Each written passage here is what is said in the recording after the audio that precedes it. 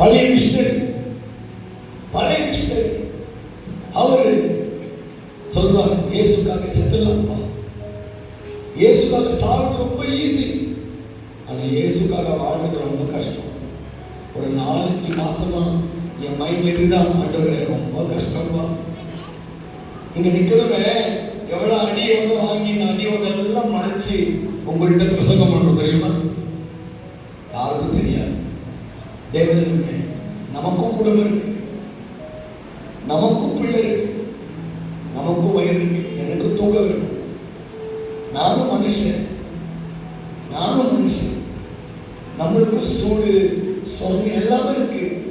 நம்ம உட்கார்ந்துக்கிட்டு ரொம்ப ஈஸியா மதிப்பெண் போட்டுட்டு போயிடக்கூடாது. இல்லையா? கடவுளுக்காக ஊழியம் செய்யறது தெரியுமா, ரொம்ப கஷ்டம். நான் சொல்ற பாருங்க, ஈஸி இல்லை. நாங்கள் மற்றவங்களை போல டான்ஸ் ஆடிக்கிட்டு பணம் சம்பாதிக்கிறது தான் ஈஸியாக பண்ணிக்கலாம். ஆனால் இப்படி கடவுளுக்காக ஓடி ஒரு கூட்ட ஜனத்தை ஆயத்தப்படுத்தி மிஷனரி ஊழியம் செஞ்சுக்கிட்டு இயேசு இல்லாத இடத்துக்கு போயிட்டு நம்ம காசு செலவு பண்ணி விதைச்சிட்டு வந்துட்டு திரும்பி நம்ம வயிற்று கட்டி எல்லாத்துக்கும் ரொம்ப கஷ்டம். ஈஸி இல்லை.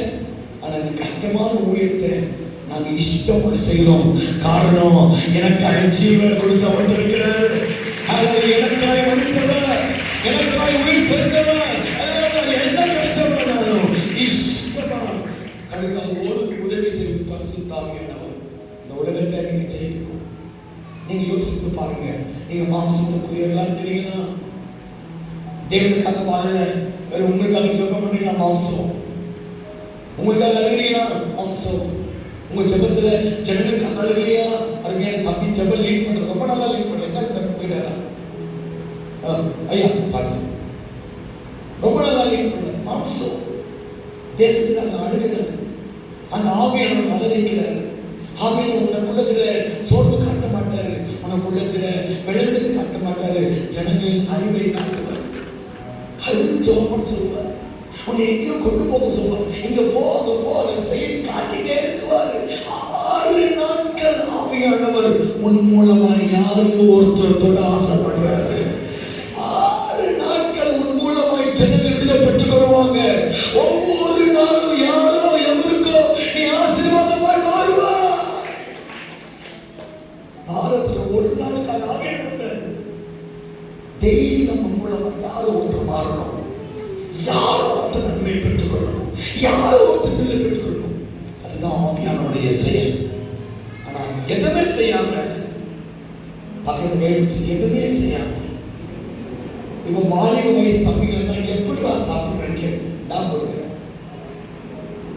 சும்மா எப்படி நான் சாப்பிடுறேன், இப்ப அம்மாவன் எப்படி நான் சாப்பிடுறேன், ஒண்ணுமே செய்யாம அடுத்த சண்டை சர்ச்சை பண்ணுவீங்க.